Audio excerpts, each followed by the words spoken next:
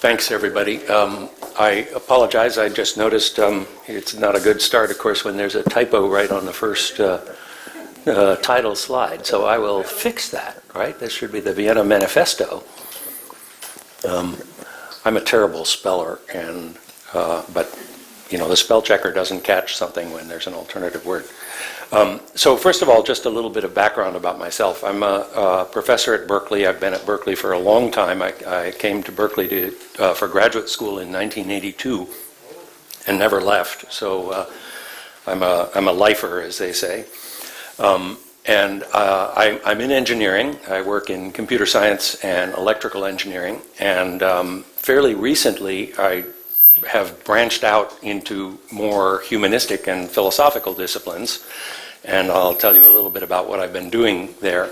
But my focus today is really to represent what is actually a fairly large group of people to the extent that I can, and I really can't actually, because it's not a coherent view. But I'll give you a little bit of the background story. So.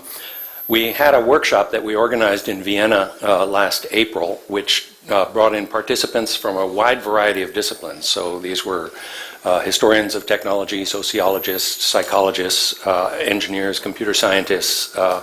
And the goal of the workshop was to figure out how we could break some of the sort of barriers. We're getting some feedback here, which we probably should maybe... It's a high-pitched sound. Fortunately, some of us don't hear high-pitched sounds as well as we used to. Okay, hopefully that'll work.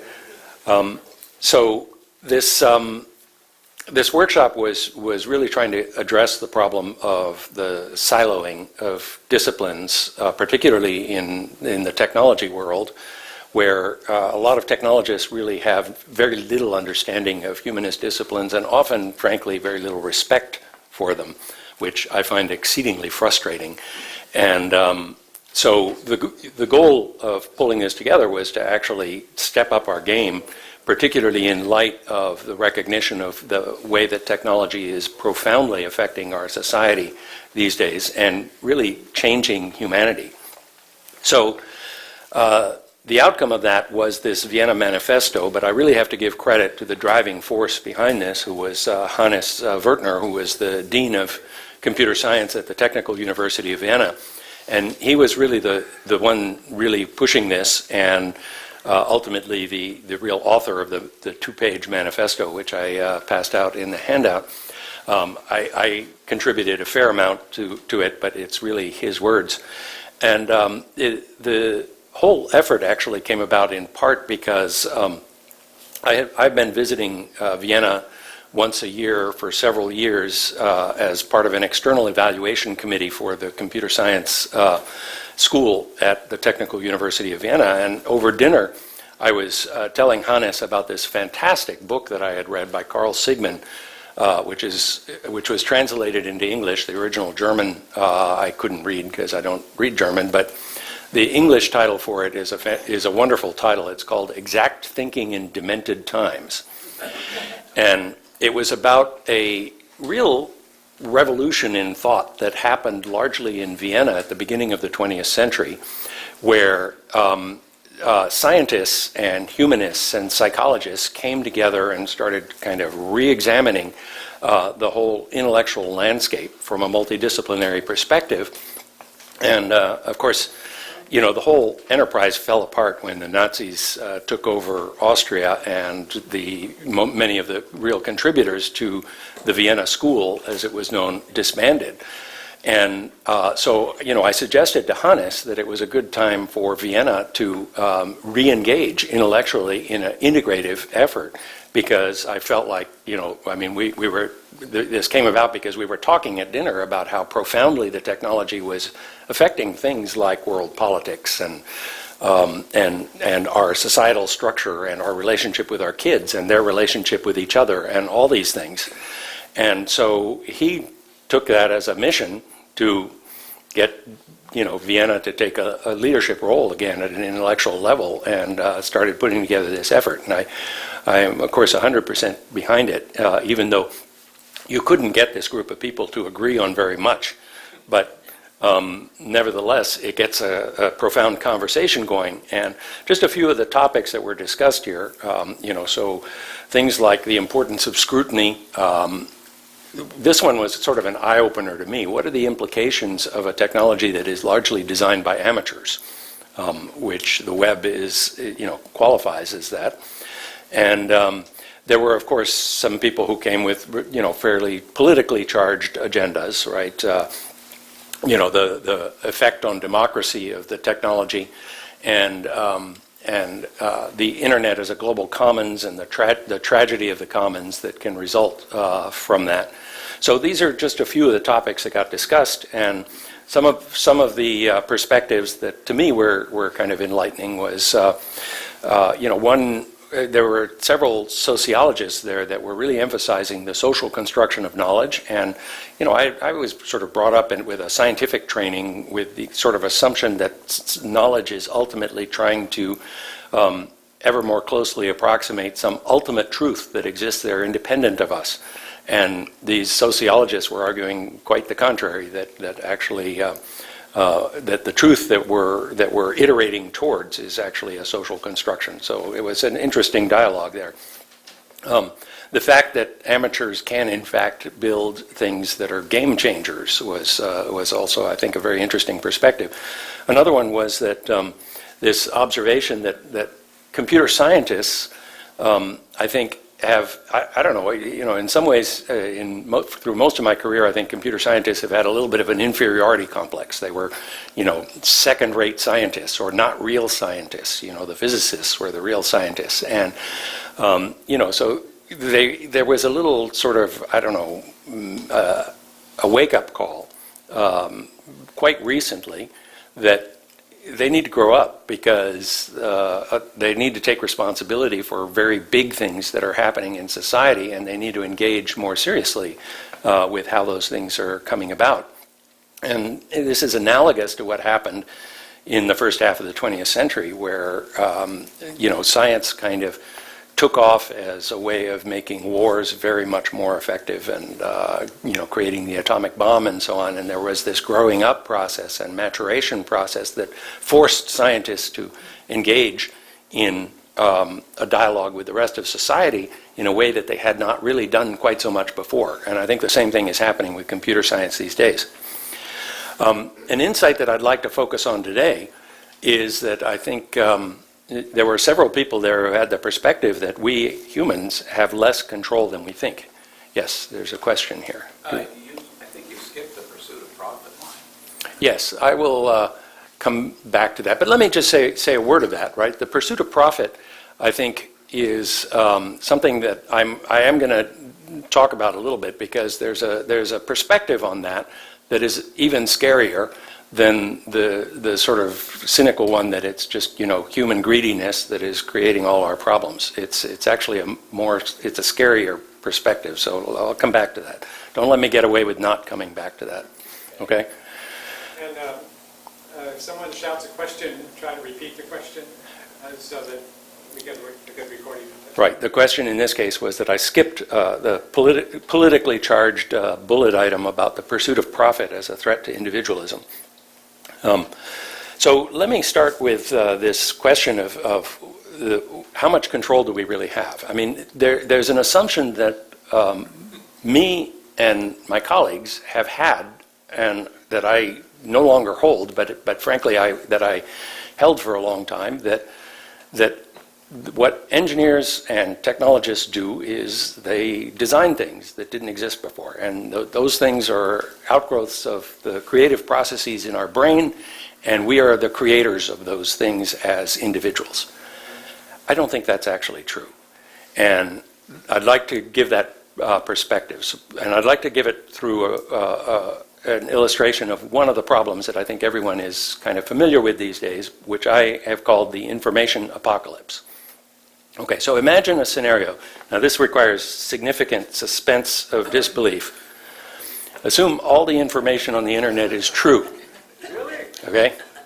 I put true in quotes here in deference to my colleagues' in sociology who talk about the social construction of truth, right? Because whatever we mean by true, let's assume that all of the information on the internet is true. All right, and in addition, just make the simple observation that because of the technology, that the information flux that surrounds all of us vastly exceeds what any individual human can absorb. This is quite different from the 1950s, where everybody got the same newspaper delivered to their door. There were 3 television networks in the U.S. that had the same Walter Cronkite news broadcast that was shared by everybody, right? And so, for the most part, people were getting very similar information feeds, whereas that's not the case anymore, right? And in fact, the information that's available to any individual vastly, by orders of magnitude, exceeds what you can possibly take in, right? In addition, how it's getting disseminated is through these mechanisms that appear out of nowhere, and some of them thrive, some of them don't. They're all competing for attention, and there's this kind of Darwinian competition in them, where the ones that succeed are the ones that are going to grab your attention, and the way that they grab your attention is often by giving you an information feed that resonates with you already, so it doesn't disrupt your previous thinking, and in fact often reinforces your previous thinking. So my colleague at Berkeley, Stuart Russell, has written a very nice book recently called Human Compatible. I recommend this book. It's a very readable book, but one of the points that he makes in this book, he's an artificial intelligence expert, and so he knows a lot about how these algorithms work that feed you information, like YouTube decides what you should watch next and makes a suggestion. And he points out that these algorithms are actually feedback loops. They're trying to predict your behavior. They're trying to predict how effectively you will click on something. And because it's a feedback loop, it actually turns out that they're even more effective if they change you. Okay? So they make you more narrow-minded, more extremist. You will be more predictable then, and you will click more on the things that are suggested. So he talks about this fact that the algorithms are not just preying on you, they're changing you. And that's actually part of what is making them effective. And of course that also leads to greater polarization, so it can lead to the rise of extremism. So a result of this picture is that you inevitably end up with islands of disjoint truths, where you can have a group of people over here and a group of people over here that could be even next door neighbors geographically, and they share no common truths. And that's a very scary prospect for humanity, right? Because how can you run a democracy in that case, right? So the question is, what should we do about this? So one thing that we could do is, blame Mark Zuckerberg and, let's, go find some handcuffs and take him off to jail for being an evil person. Or, more generically, just blame the technologists for creating technology that's disrupting our democracies and so forth. To me, that's not a productive perspective. And I've coined a term for the motivation for that perspective that I call digital creationism. So digital creationism is the hypothesis that technology is top-down intelligent design. That the technology comes about because some intelligent person, intelligent and possibly malicious and greedy and driven by the profit motive, creates this evil artifact that is going to extract money from people, okay? And this brilliant mind has created this brilliant thing that then he unleashes onto the world that, it's a sort of, the standard Hollywood evil scientist kind of story. I don't think that's the way technology gets designed, actually. I think it gets designed that way in Hollywood. So one of my favorite examples is this ship, Vasa. How many of you have visited this ship in Stockholm? It's a really wonderful place to go. There's a museum built around this ship, but it's called Vasa. This ship was engineered 350 years ago or so under direction of the Swedish king who wanted to use it for his war on Poland at the time. And it the king had very grandiose ambitions and insisted that it had to have so many guns and so forth. And so anyway, they built this very elaborate ship, and about 1,000 meters into its first maiden voyage in Stockholm Harbor, a little breeze came up and it leaned over a little bit, and the water started coming in through the lower gun ports, and ship sank. And it sank in rather deep water, okay, in one of the straits outside of Stockholm Harbor. And the Baltic Sea there is actually fairly low oxygen, and so it kind of preserved itself for 350 years. And then in the 1960s, it got refloated and was largely intact. And so they ended up preserving the wood and building this museum around it. Now, the interesting thing about it is that it was a poorly designed ship, okay? So how do ship designs come about? Well, I'd like to quote the French philosopher Alain, whose real name is Émile Auguste Chartier, but he always went by Alain. And he said, every boat is copied from another boat. So let's reason as follows in the manner of Darwin. It is clear that a very badly made boat will end up at the bottom after one or two voyages and thus never be copied. One could say then with complete rigor that it is the sea herself who fashions the boats, choosing those which function and destroying the others. And indeed, when Vasa was launched, there were 4 other ships that were being built at the same time under the same design. Okay, those never got launched in that form. The design was modified. Yes? But how could that be the first boat? Who did that? Yeah, the chicken and egg problem. The question was, how could you get the first boat? But yeah, well, the first boat was probably much more simple than Vasa. But this suggests a perspective. You think of a tool like Snapchat as having been designed by Silicon Valley engineers who are driven by the evil profit motive wanting to extract your money. But really, there were thousands of apps and experiments doing similar things at the same time. And, a few of them did well and a few of them didn't for reasons that actually often have very little to do with the brilliance of the technologists. And so you could argue that it's actually Snapchat is designed by teenagers, not by Silicon Valley engineers, by this same argument. Okay? And if you take that perspective, then you start to realize that this approach of just vilifying the engineers may be actually a little bit naive and maybe not very productive, right? There's a perspective on this that is really, I think, very nicely expressed by Richard Dawkins, who talks about the evolutionary processes in our cultural environment as opposed to our biological environment. So he coined the term memes. But he points out in his famous book, The Blind Watchmaker, that evolutionary processes are actually capable of much more complex and sophisticated design than top-down intelligent design. Yes, there's a question. I find that interesting that nature basically is determining or codifying.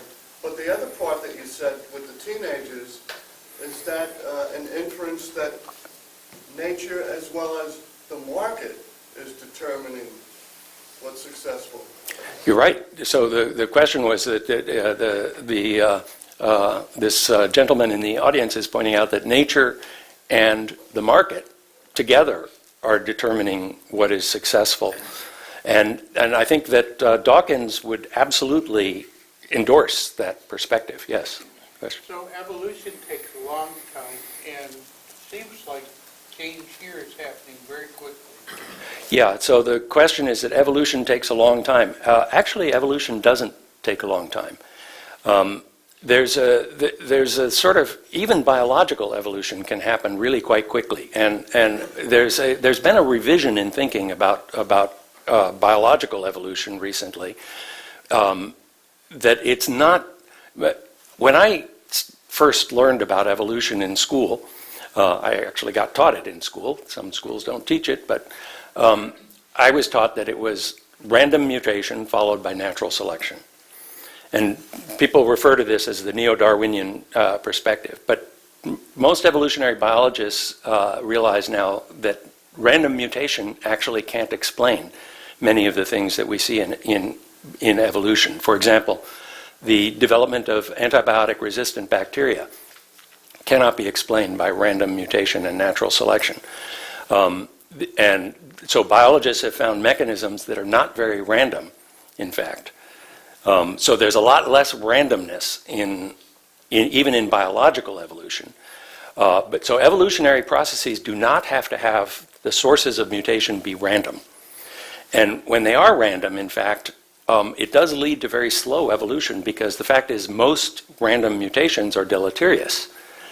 And they lead to pathologies and the mutant doesn't survive. But non-random mutations, okay, actually can really accelerate the process. And if you look at Dawkins' perspective on an evolutionary perspective on culture, these are not so random. I mean, there's certainly a role for randomness, but human beings deliberately try to influence culture, and there's a deliberateness there that is less than random. So Dawkins famously said, a chicken is an egg's way of making another egg. So I'd like to pose a challenging question, right? Is a human a computer's way of making another computer? All right, if you take an evolutionary perspective and you think that the design that is happening, in other words, humans may be actually the sources of mutation in an evolutionary process rather than top-down intelligent designers of technology. Okay, that's a different perspective if we're the sources of mutation. So the question is, are we looking at digital creationism or are we looking at coevolution? So this idea of coevolution of humans and technology is something that I first heard about when I read this wonderful book by George Dyson called Turing's Cathedral, another book that I really recommend if you haven't read it. It's mostly a book about John von Neumann, actually, not so much about Turing. But towards the end of this book, Dyson had an insight that blew my mind when I first read it. So he talked about Google's million-plus servers as a collective metazoan organism, multicellular organism. And quoting from his book, "The companies and individuals who nurture the servers are ever more richly rewarded in return. Unemployment is pandemic among those not working on behalf of the machines." Okay? The big computer is doing everything in its power to make life as comfortable as possible for its human symbionts. Now, you have to be careful when talking about evolution, because this is a teleological explanation. It's almost like there's a purpose. The machines are purposefully trying to manipulate humans. That's not really what goes on in an evolutionary process. There isn't any purpose. Okay? But the fact is that the machines and the design of these systems that survive are likely to be the ones that make humans wealthy and happy enough to want to keep the machines going and evolving. Right? So this gives you a different perspective on the profit motive. Right? It suggests that, in fact, if you were to think of it in a teleological way, the machines may be manipulating human greed to get us to make more of them, to do these kinds of things that will, take over our society and so forth, right? So I think that gives you kind of a different perspective on this idea of the profit motive. So a couple of years ago, I published my first attempt at a book. I mentioned that I have sort of branched out from my very narrow technological perspective to try to address bigger picture issues. And this book was my first attempt at this, where I talk about this symbiotic coevolution, and inspired largely by George Dyson's book. And quoting from my own book, I asked the question, are we playing God, creating a new life form in our own image? This is particularly talking about artificial intelligences, okay? Or are we being played by a Darwinian evolution of a symbiotic new species? And if you think about, just quoting from my book again, are humans the purveyors of the noisy channel of mutation, facilitating sex between software beings by recombining and mutating programs into new ones? How many of you have write software or have written software? Okay, great. So most people who write software, they don't start with a blank slate and start writing code. No, they grab some code from here, some code from there. They're taking this piece of codome and combining it with this piece of codome to creating a new piece of codome, okay? And, is that really a top-down intelligent design, or is that actually, husbandry? So there is a perspective in which what you're doing is husbandry rather than top-down intelligent design, right? So I'm about to publish another book, which I think is a more sophisticated view of this subject. I hope it is, because I've learned a lot in the process of the first effort. But quoting from that, I say a more realistic view is that we are sources of mutation in a Darwinian coevolution. And the mutations we introduce are not entirely random, but as I mentioned, a modern view of evolution, neither are the biological mutations introduced by nature. And my book actually talks in some depth about the newer interpretations of biological evolution in order to justify that statement. It points out that we do not like to see our own mental cognitive processes as themselves cogs in a relentless, purposeless evolution. But maybe that's actually what it is. Now, I'd like to focus particularly on artificial intelligence now, and because there's a lot of fear and a lot of hype about it. I imagine probably several of you maybe have read some of these books that have come out recently that, for the most part, present a pretty stark picture of what's about to happen to us as AI takes over the world. So let's focus on this for a little bit. And I'd like to focus on this in the context of three questions, okay? So the first question I'd like to ask is, are we going to lose control of the AIs? And the second question is, are they alive? Or should we be thinking of them as actually a new species? And the third question is, are they going to match and exceed us?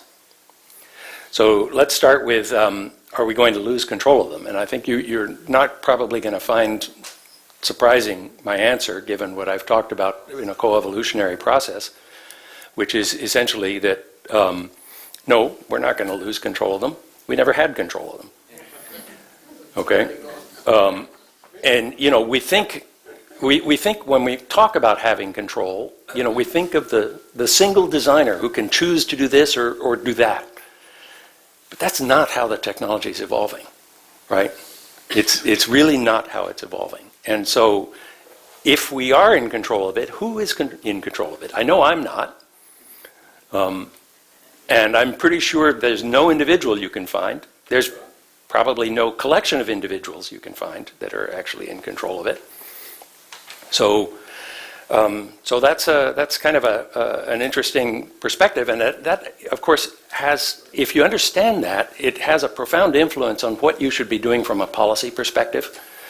Okay, because it could change what the right answers are. So earlier this year, I got invited to give a keynote talk at the Dutch National Science Foundation's annual meeting. So they bring together all the Dutch scientists and engineers who are funded by the National Science Foundation. And the director of the National Science Foundation posed a few challenge questions, right? And one of them was, can we teach computers to program? So that was the day before my talk. And in my talk, I turned his question around. Can computers teach humans to program? Okay? And then I pointed out that they already do. Big time.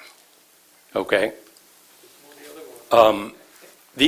Here's 5 of my favorite tools. I write a lot of software.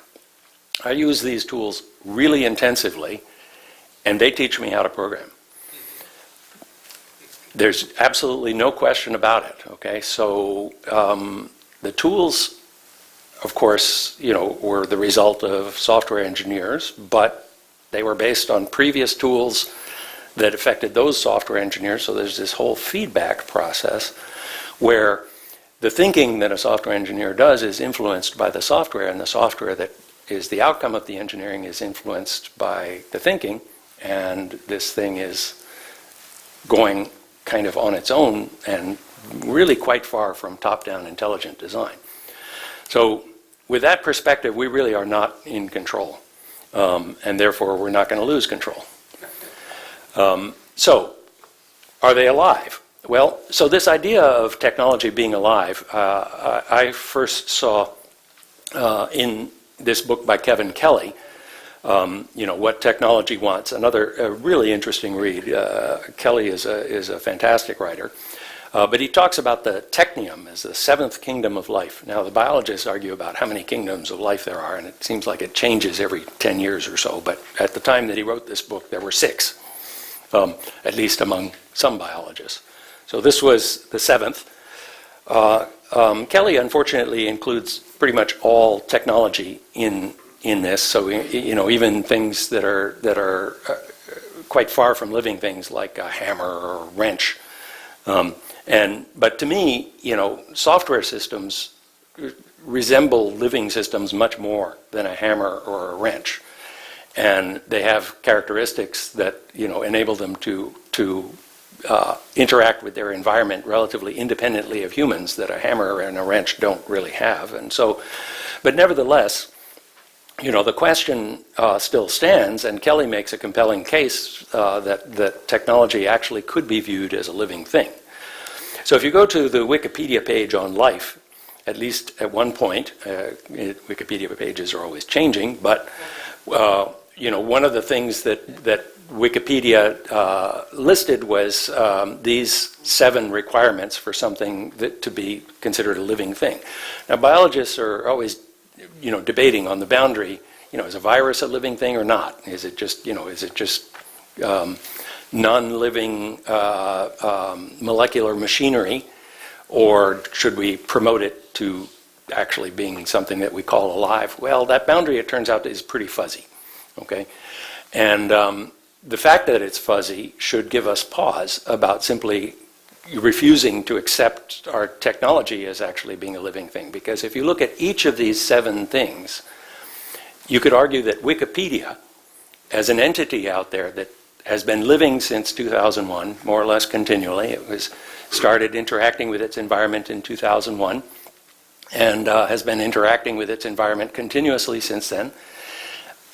It has all these elements. Okay, it has certainly grown. In fact, it has none of the cells it originally was born with.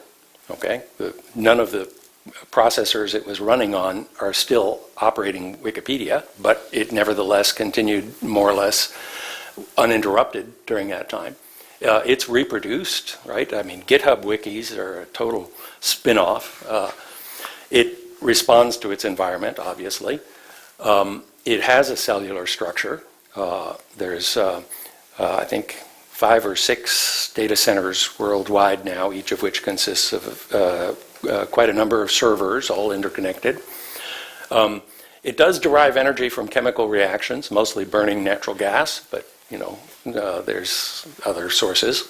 It does have homeostasis at several levels, right? There's temperature regulation in the machine rooms. There's voltage regulation on the chips. There's heredity of traits. There's a lot of wiki spin-offs that have borrowed ideas from Wikipedia and even code. Okay, so it has elements that are really quite similar, at least in terms of function, if not in mechanism, to the biological mechanisms behind these kinds of things. So I actually coined the term LDB for a short for living digital being, to talk about these creatures as if they were living. Wikipedia as a living thing might be called an LDB, and we could use the term LDB for the new 7th kingdom of life, perhaps. So if you view these things as living, are we talking about an invasion of an alien life form? Well, not really, because Wikipedia is, yes, in some sense it has a certain autonomy from humans, but that's a very weak autonomy from humans. Yes, there's a question back there. Yeah, UFOs. Yes. Well, I think that we could think of this as an invasion of an alien life form, but to me, it's actually what I see happening in the technology is really quite different from that. Right? It's a much tighter integration with humans. Yes. How's this different from a library? Yeah, actually, you're a great straight man. there's a human side as well as a technology side. So one of the things that I see as a mistake that's made in quite a few of the books that I put up on the previous 2 or 3 slides ago, okay, is that they are trying to imagine humans of today interacting with technology of tomorrow. That's not what's going to happen. It's going to be the humans of tomorrow that are interacting with the technology of tomorrow, not the humans of today. And the humans are changing. And that is a simple fact. I have kids, I see it. Their brains are working differently. Okay?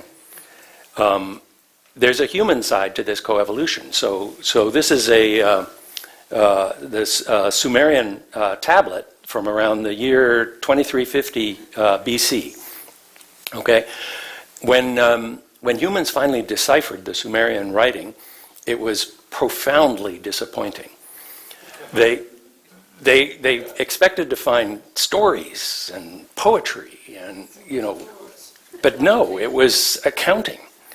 It was, so-and-so borrowed 3 sheep from so-and-so, and, and it was, so Yuval Noah Harari, in another wonderful book called Homo Deus, points out that the Sumerians were overcoming the limitations of the human brain when dealing with numbers, and that they invented this writing system because humans are really not very good at handling numbers and doing bookkeeping, right? And that this was, in fact, a stepping stone to being able to create bigger societies of humans, and that before the invention of writing, we couldn't have any but small tribes. It was really not an effective organization for humans.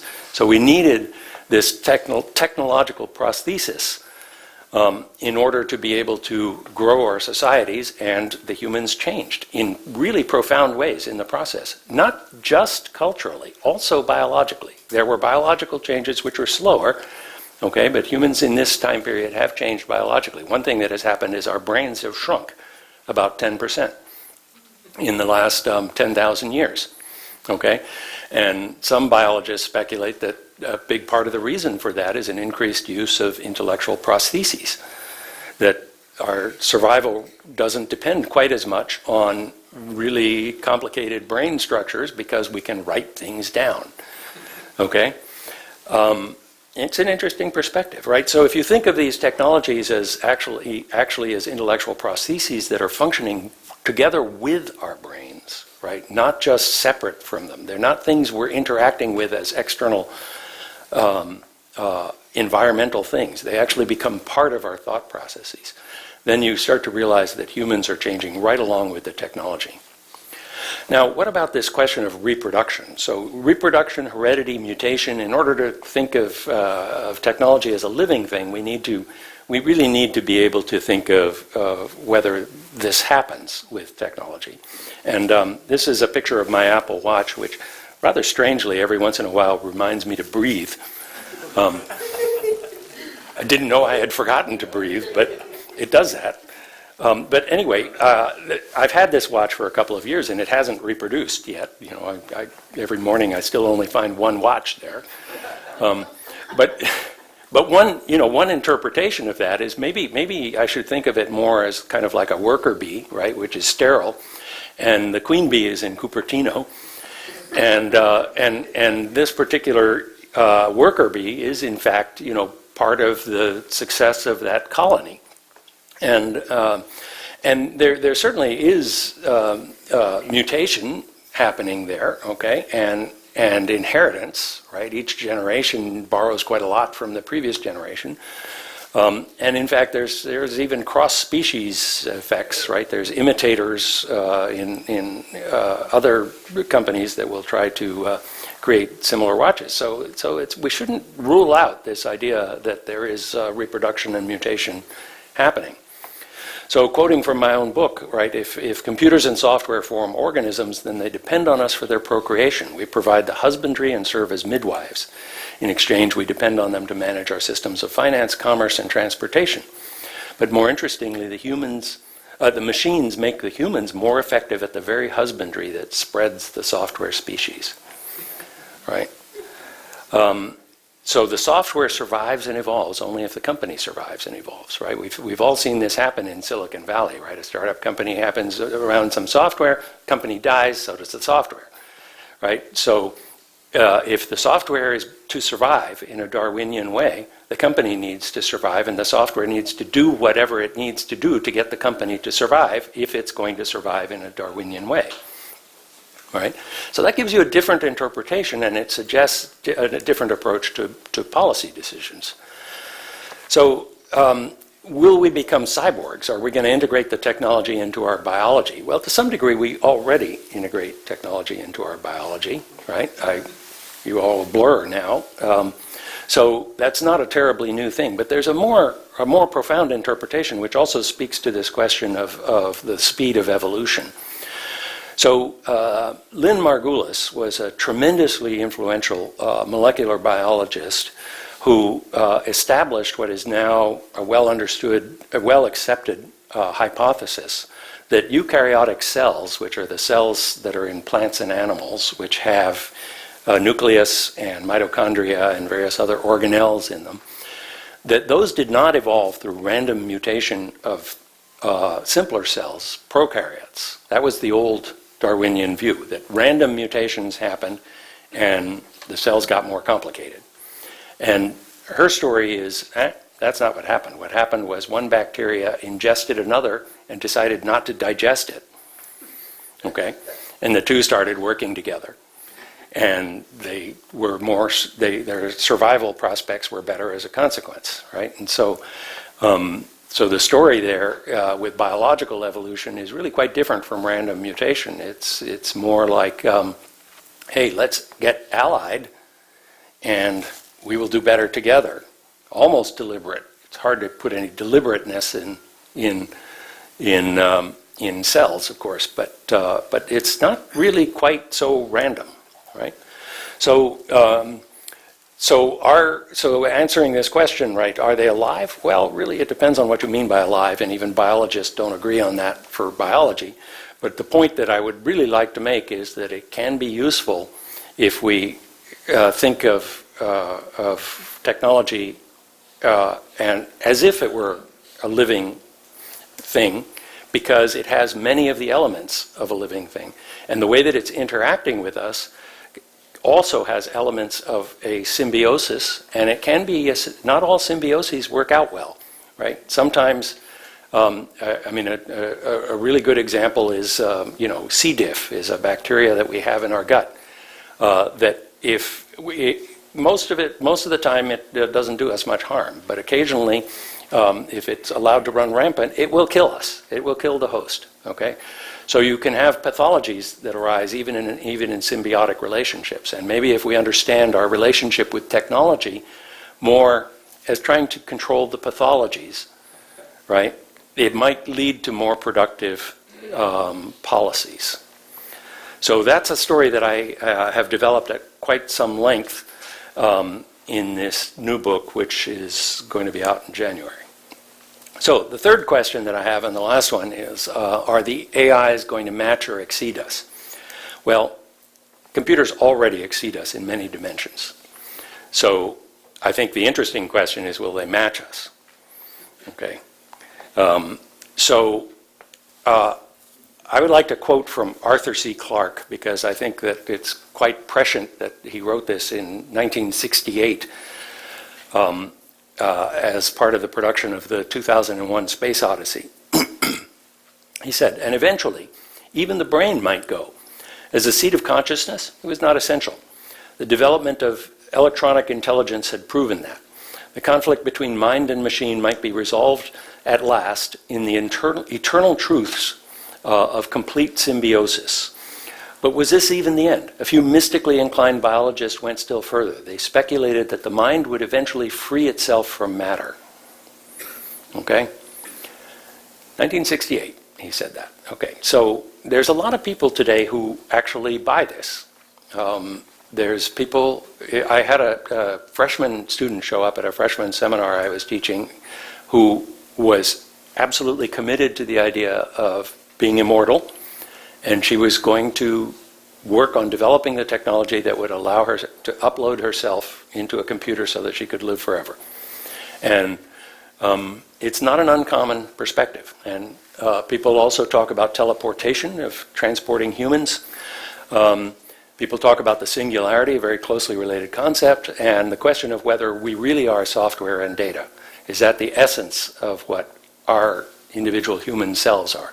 And I think that if you believe that we really are software and data, then the line gets very blurry between AIs and humans, and it'll be very hard to keep any kind of separation and worry, for example, are they going to take over the world? Well, what do we mean by they in this case, right?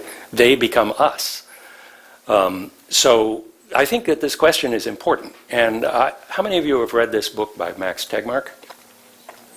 Okay. It's another book that I recommend, although I disagree with a lot of what he says. But so Tegmark addresses these questions from an interesting perspective, right? He starts with the question of, are we alone in the universe? And his conclusion is that we are not alone in the universe. Sorry, I got it. That was a one-bit error. His conclusion is that we are alone in the universe. Yes, that is his conclusion. And the reason for his conclusion is really quite straightforward. He says that superintelligence is unavoidable, because once it starts, it feeds on itself and it'll be really quick. He also assumes that a superintelligent being will figure out how to do anything that is physically possible, and that anything can be encoded and transmitted at the speed of light, and that therefore, if there were some other intelligent life somewhere in the universe, it already would have reached here. Okay? That's his conclusion. And in fact, I'll quote from the book, right? The possibility of a superintelligence makes it much more promising for those with intergalactic wanderlust. Removing the need to transport bulky human life support systems and adding AI-invented technology, intergalactic settlement suddenly appears rather straightforward. So he concludes that we're alone in the universe because that hasn't happened. We don't have these alien intelligences in our universe. So looking at this question, creates some interesting philosophical conundrums, right? What happens to the notion of I, the sense of self, right? If you're able to upload yourself, you can presumably also copy yourself. You could back yourself up and restore yourself later. You could have two yourselves of two different ages coexisting, right? There's lots of sort of conundrums that arise from this. And, philosophers have struggled with this problem. So here's three philosophers that have drawn conclusions about this. Derek Parfit says, the notion of I makes no sense. You all think you have some idea of I. You're just deluding yourself. You don't have that. Daniel Dennett, same sort of conclusion, okay? I is a fiction, an illusion, a social construction. Douglas Hofstadter takes a rather different perspective. He actually believes you can be in two places at once, and in fact makes an actually pretty interesting argument that we often are. So that's kind of an interesting perspective. But I have a much simpler answer to this question, which is that I is not digital. Okay? It turns out that if I is not digital, then it cannot be transported at the speed of light. The Shannon channel capacity theorem tells us that a noisy channel can in principle perfectly convey a finite number of bits. The converse to this theorem is it cannot convey more than a finite number of bits of information. If I cannot be encoded with a finite number of bits, in other words, it's more like a real number than an integer, then it can't be transported, it can't be uploaded. Okay? Now there's a problem with this argument. Yes? Just a thought. This concept of I, and also the concept before of a mind free from matter, okay? Right. Isn't that what religion is all about? I think that, so the question is how do these concepts relate to religion? And they deeply relate to religion, but I am not going to touch that. Brave heart. Yes. I will show my cowardice right now. So it turns out that there are many physicists who actually believe that not only the mind, but everything in the physical world is actually digital. Okay, there's this perspective called digital physics that was very strongly espoused by John Archibald Wheeler, a really eminent physicist who coined the term "it from bit." And there's various versions of this digital physics hypothesis. So the simplest one and the one that's most rooted in the physics is that the number of possible states of a finite physical system with finite energy is finite. Finite number of possible states, okay? But people have carried that quite a bit further to say, well, physical processes are digital and algorithmic, or even stronger, every physical process is a Turing computation, or the physical world is actually a computer, or the physical world is actually a simulation running on some computer, right? So these are various perspectives that many quite intelligent people have put forth. I've shown that as theses, because of the Shannon channel capacity theorem, none of these is falsifiable as a hypothesis. There is no experiment that you can conceive of that could prove them false or true, right? I mean, the converse is also not true, but these are not falsifiable hypotheses. And as a consequence, it's a faith. And I use the term dataism, which comes from Yuval Noah Harari's Homo Deus book, to name this faith, okay? And, but it should not be viewed as a scientific principle. And as a principle, it actually is potentially based on some misconceptions. So here's one of the fallacies. Many people misinterpret Turing's result and talk about Turing's universal machine. Turing did not invent a universal machine. Okay? My dishwasher is not a Turing machine. It's not, the universal Turing machine is a machine that can do everything that a Turing machine can do. But Turing machines are algorithmic, which means they operate in step-by-step operations. They're digital. Okay? They operate on countable sets. And they're terminating. And of those three properties, we as humans share only one, the terminating one. Okay? So it's really quite a leap to say that we are algorithmic, right? I mean, does our mind work in step-by-step operations? Actually, we go to school for many years to try to learn to think that way. It's actually not natural, right? So it's really quite a leap. No universal machine has yet been invented, and if you take Kurt Gödel's incompleteness theorems seriously, you could conclude that if one is ever invented, it will not be at its essence a discrete algorithmic terminating process. So another fallacy is that people say, well, DNA encodes human beings and DNA is digital. And that's actually a very defensible take. There's not very many useful analog interpretations of DNA. It is a digital code. And in fact, one DNA molecule is about 2 gigabytes of data, human DNA, which is about 500 times less than what I can store in this laptop. All right? So if this encodes a human being, then we must be digital. But does it encode a human being?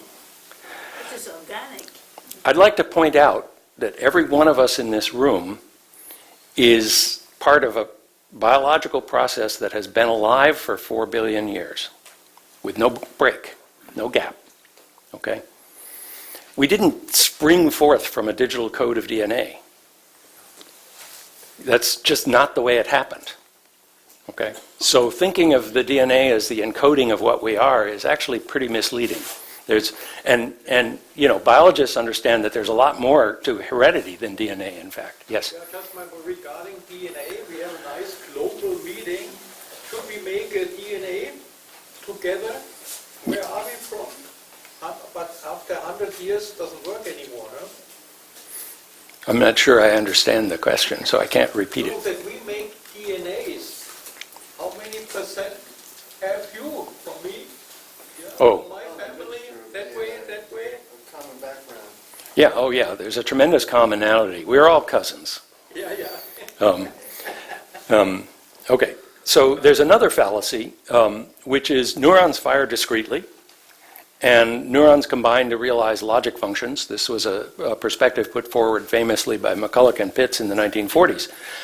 And that logic functions can be realized on other hardware. So Hilary Putnam called this multiple realizability. And so if we just understand the connections between neurons, they will reveal brain function. And a term that's used for that is connectomics, which is a coin that was coined by Jeff Lichtman. And Jeff Lichtman at Harvard has actually come to the conclusion that we're not going to understand the brain, even if we can understand all the connections.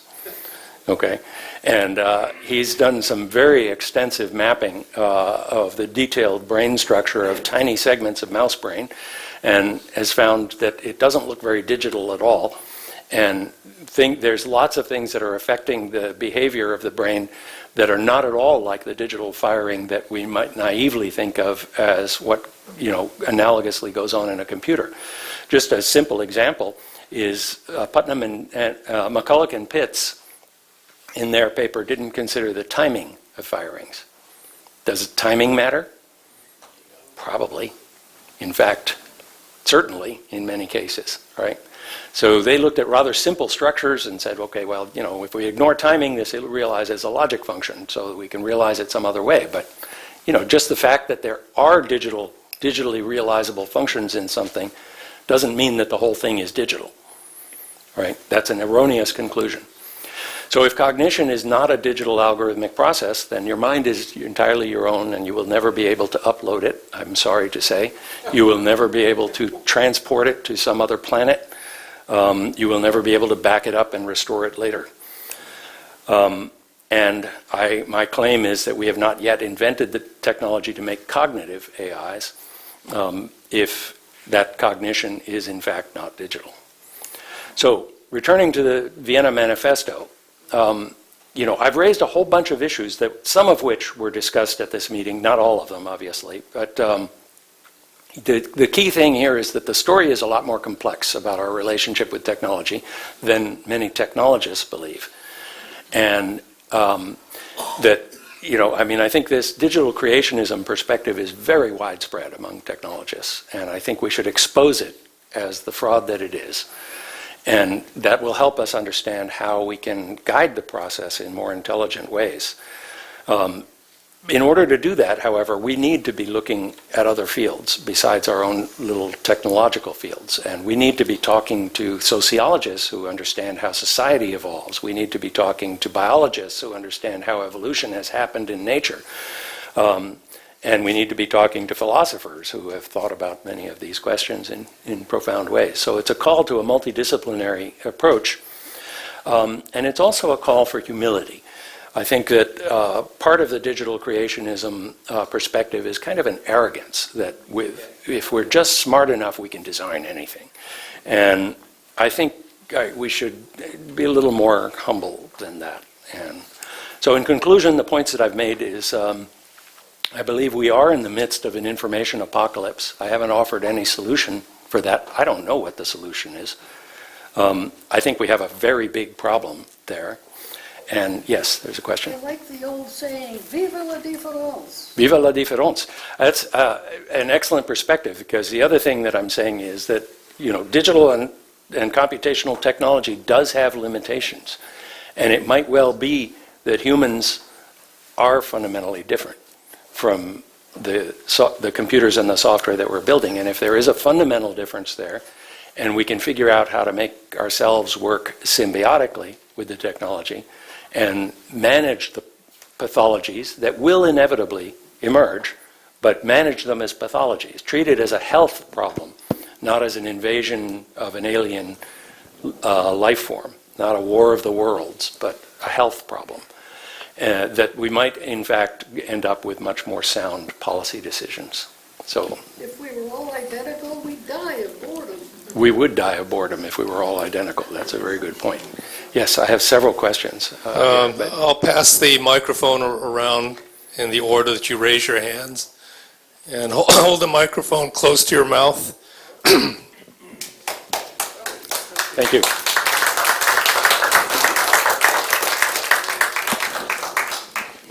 thank you for a wonderful, thought-provoking talk. On the core principles, you have that sheet? The last two, I'm curious of combining knowledge from the humanities, what that means as opposed to values that may come from the humanities. And on the very last one, again, same issues, ethical and societal issues at stake that need to be incorporated in curricula. What are those? Who chooses them? How do we decide? Yeah, those are excellent questions, and let me address the ethical and societal one first, because there was actually some disagreement among the participants in the workshop, as you can probably well imagine, about what the right approach is to dealing with this. And there is a naive perspective that I hear many of my technical colleagues put forth often, which is that if we just teach the engineers and computer scientists ethics, everything will be okay. So if every engineer behaves ethically, then things will turn out well. I think if you understand this coevolutionary process, you realize that's not true. You could have everyone behaving ethically and still have disasters. And that's partly why in my information apocalypse story, I asked you to make this assumption that all of the information on the internet was true.